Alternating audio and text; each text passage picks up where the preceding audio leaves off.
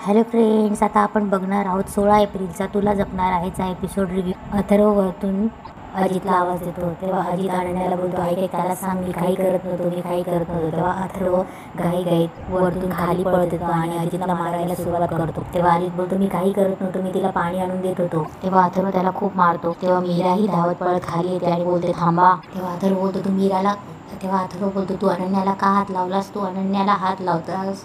तेव्हा अनन्या बोलते, दादा प्लीज शांत हो, प्लीज शांत हो. इकडे मंजिरी जे काही पेटी वगैरे काढून बसलेली असते, दादासाहेब अथर्वचा आवाज ऐकून उठतात आणि मंजिरीजवळ येऊन बोलतात की हे काय. तेव्हा मंजिरी बोलते, नाही काही नाही, तुम्ही आधी बाहेर जाऊन बघा काय झालं ते. अथर्व अजितला मारतच असतो. तेवढ्या दादासाहेब पण खाली येतात, नर्मदा दामोदर पण येतात आणि ते पण बोलतात की अथर्व थांब, अथर्व थांब. तेव्हा माया पण धावत पळत येते. सगळेच अथर्वला बोलतात की अथर्व थांब, अथर्व थांब. तेव्हा नर्मदा बोलते, अथर्व थांबणार रे, किती मारतोस त्याला. तेव्हा दामोदरही बोलतो, अरे लागेल त्याला. तेव्हा नर्मदा बोलते, अरे पण का मारतोय, उगाच का मारतोय त्याला, काय गरज काय मारायची. तेव्हा अथर्व बोलतो, उगाच नाही, आणि जे केले त्यासाठी मारतोय मी याला. तेव्हा मंजिरी पण बोलते, अथर्व थांब जरा. तेव्हा दामोदर बोलतात, अथर्व थांब जरा रे, आणि काय केले बघतो ना आम्ही. तेव्हा अथर्व बोलतो, नाही याला मी बघणार आहे, काय काम होतं तुझं अनन्याशी. तेव्हा अथर्व बोलतो, याने अनन्याचा हात पकडला होता, तो तिचा हात पिरगळून तिच्या जवळ जाण्याचा प्रयत्न करत होता. तेव्हा अथर्व बोलतो, मी असताना तू तिला हात कसं लावलंस. तेव्हा माया जोरात बोलते, Atharva we can talk, we can talk, थांब. तेव्हा अथर्व बोलतो, काय बोलायचं होतं तुला, काय बोलायचं होतं तुला अनन्याशी. तेव्हा नर्मदा बोलते, दादा वहिनी मला कबुली, त्याचं चुकलं, मी माफी मागते हवं त्याच्या वतीने, त्याला प्लीज माफ कर, त्याला प्लीज प्लीज थांबव, तो केवढा मारतोय त्याला, अरे काय होईल त्याला. तेव्हा नर्मदा दादासाहेबांजवळ हात जोडते आणि बोलते, प्लीज दादा त्याला प्लीज थांबव. तेव्हा अथर्व बोलतो, हा माफीच्या लायकीचा नाहीये, हा माफीच्या लायकीचा नाहीये. तेव्हा नर्मदा बोलते, अथर्व प्लीज थांबणार आहे प्लीज. तेव्हा अजित बोलतो, आई वाचव ना मम्मी, प्लीज थांबवा नाही याला, हा माझा जीव घेईल. तेव्हा दामोदर बोलतो, दादासाहेब प्लीज थांबवा त्याला. तेव्हा अथर्व रागाने जोरात हात उचलणार. तेवढ्यात मंजिरी बोलते, अथर्व. तेव्हा अथर्व तिथेच हात थांबवतो. तेव्हा मंजिरी बोलते, थांब थांब अथर्व. तेव्हा अथर्व अजितला सोडतो. तेव्हा नर्मदा खाली बसते आणि अजितला पकडून बोलते की केवढं मारलंस त्याला, त्याला काही झालं असतं म्हणजे असं मारतात का कोणी. तेव्हा अथर्व पुन्हा चिडतो, याला तर मी. तेव्हा नर्मदा बोलते, अरे.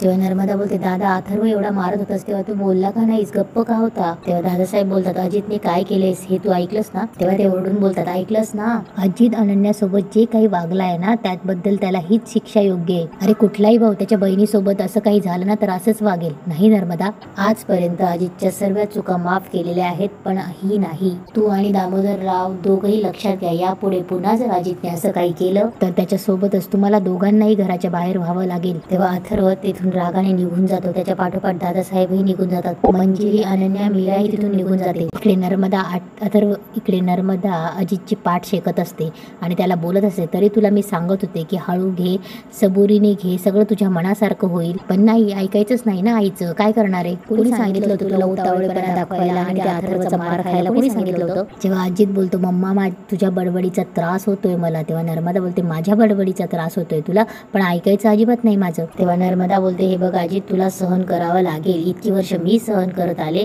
खरं तर यातली अर्धी प्रॉपर्टी माझी आहे, पण मीच या घरात अश्रितासारखी राहते. तेव्हा अजित बोलतो, मम्मा तुझं दुखणं ना नंतर सांग मला, आधी मला दुखते त्याच्याकडे बघ. तेव्हा नर्मदा बोलते, तुझं शरीरावरचं दुखणं आहे रे, ते बरं होईल, पण माझं काय, माझं मनावरचं दुखणं आहे, माझ्या मनावरचे घाव कसे बरे होतील. तेव्हा नर्मदा बोलते, आपल्याला खूप त्रास दिलाय या लोकांनी, आता आपण त्रास द्यायचा. दादा काय म्हणाला होता, अजितची हीच शिक्षा आहे ना, ठीक आहे, आता याची परतफेड आपण अथर्व पासून करायची. तेव्हा अजित बोलतो, अथर्व नाही मम्मी, मीरा. त्या मीराने जाऊन अथर्वला सांगितलं शिक्षा तिला मिळाली पाहिजे. तेव्हा नर्मदा बोलते, मीरा माझ्याच घरात येऊन माझ्याच मुलाला आडवी जातेस का, तुझ्यामुळे माझ्या मुलाची ही अवस्था झाली, सोडणार नाही तुला मी, हाल हाल करीन तुझे. अथर्व आपल्या खोलीत बसलेला असतो, खूप रागात असतो. तेवढ्या तिथे अनन्या येते आणि आवाज देते, दादा. तेव्हा अथर्व बोलतो, बोलू नकोस माझ्याशी, आणि दादा म्हणायचं नाही मला. तेव्हा अनन्या बोलते, दादा अरे. तेव्हा अथर्व बोलतो, इतक्या दिवस तो तुला त्रास देत होता, तुम्हाला काहीच सांगितलं नाहीस का, त्यासारखं तुला सुद्धा बोलायचं नाही माझ्याशी. तेव्हा अनन्या बोलते, दादा असं खरंच नाहीये, मी तुला सांगणारच होती. तेव्हा अथर्व बोलतो, मग का नाही सांगितलंस, का सहन करत होती इतक्या दिवस. तेव्हा अनन्या बोलते, मला वाटलं होतं तो कधीतरी थांबेल, आणि मला याची पण भीती होती, जर कळलं तर तू त्याचा जीव घ्यायला पण मागे पुढे नाही पाहणार. तेव्हा अथर्व बोलतो, अनन्या माझ्या रिॲक्शनपेक्षा ना तुम्हाला हे सांगणं जास्त इम्पॉर्टंट होतं. तेव्हा अनन्या बोलते, खरं सांगू का, मला नाही वाटलं तुला हे सांगावंसं. तेव्हा अथर्व बोलतो, का. अंबिका वहिनी गेल्यापासून तू नेहमी शांत शांत असतो, त्यात आपली वेदा तुझ्याशी बोलत नाही, त्याचं एक वेगळं टेन्शन, मला हे सगळं सांगून तुला त्रास द्यायचा नव्हता म्हणून मी नाही सांगितलं. तेव्हा अथर्व अनन्याला जवळ घेतो आणि तिला बोलतो, अनन्या, आपल्या बहिणीची काळजी घेणं कुठल्याही भावाला ओझं नसतं, पण यापुढे एक गोष्टी लक्षात ठेव, यापुढे अजित काय कोणीही तुझ्याशी असं वागलं ना तर मला येऊन सांगायचं, प्रॉमिस. माझं दुःख वगैरे एका बाजूला, पण आपल्या घरातल्या प्रत्येक स्त्रीसाठी तुझा हा भाऊ खंबीर उभा आहे. Don't forget that. मंजिरी पुन्हा ड्रेसिंग टेबल समोर बसते आणि मनात बोलत असते की आज मीरा पुन्हा कवडी माझ्याजवळ देता देता राहिली. तिच्यावर मोहिनी घालता आली नाही म्हणून मी पेटीचा वापर करते. सगळी चक्र फिरली असती, कुणाचाही जीव न घेता कवडी सहज मिळत होती, पण त्या अजितमुळे सगळं वाया गेलं. मला आता सावकाश सगळ्यांचा अंदाज घेत कवडी मिळावी लागणार. इकडे मीरा एकटी विचार करत असते तेव्हा तिला अजित जसा आनंदला त्रास देत असतो तेही आठवतं आणि तिला काही गुंडांनी कसा त्रास दिला होता तेही आठवतं. तेव्हा मीराला रंगराज बाबा कसा जबरदस्ती करतो तेही आठवतं.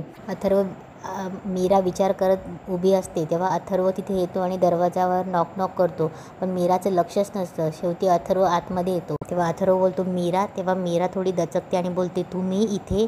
तेव्हा अथर्व बोलतो, आय एम सॉरी, मला बोलायचं होतं पण मी नंतर येतो. तेव्हा मीरा बोलते, नाही बोला. तेव्हा अथर्व थांबतो. तेव्हा अथर्व बोलतो, थँक्यू. काल रात्री तू योग्य वेळी माझ्या दारावर नॉक केलं. तू जर ते मला कधी सांगितलं नसतं तर अनन्याने मला कधीच सांगितलं नसतं. तेव्हा अथर्व बोलतो, सो तुझ्यामुळे.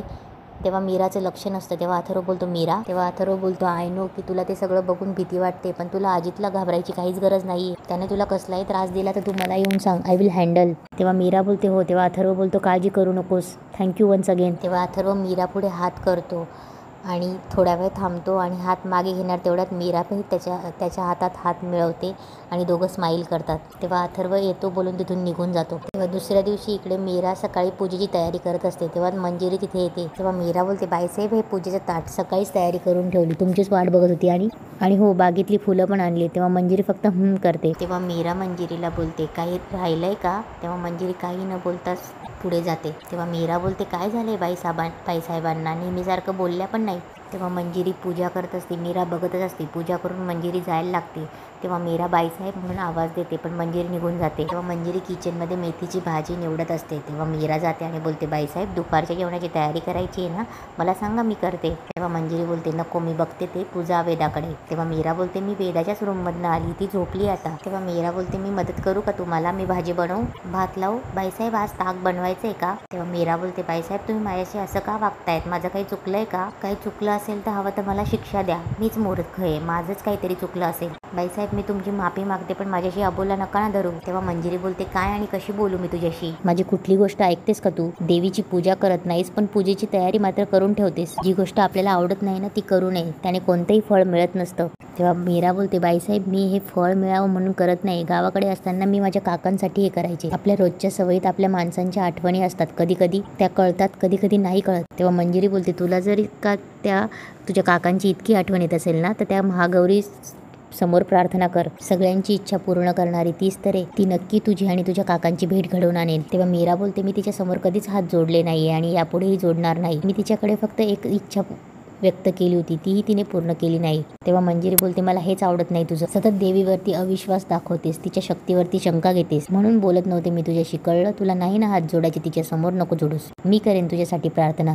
तेव्हा मीरा बोलते, बाईसाहेब, ती तुमचीही प्रार्थना नाही ऐकणार. असं असतं तर आपली वेदा कधीच बोलायला लागली असती ना. तेव्हा मंजिरी बोलते, मीरा, आपण ना आपली इच्छा तिच्यासमोर बोलून दाखवायची, ती पूर्ण करेल नाही करेल ही तिची इच्छा. तिला आपलं चांगलं वाईट माहीत असतं. आजपर्यंत मी महागौरी मातेची खूप सेवा केली, त्यामुळे माझी ही प्रार्थना ती नक्की ऐकेल. तेव्हा मंजिरी हात जोडते आणि बोलते, महागौरी माता, आज मी तुझी जी काही सेवा केलीस आणि ती सेवा तू गोड मानून घेतलीस, मला इतकं छान कुटुंब दिलंस, सुख समृद्धी दिलीस, आज एक प्रार्थना करते तुझ्यापाशी, माझ्या मीराची आणि तिच्या काकांची लवकरात लवकर भेट घडू देत.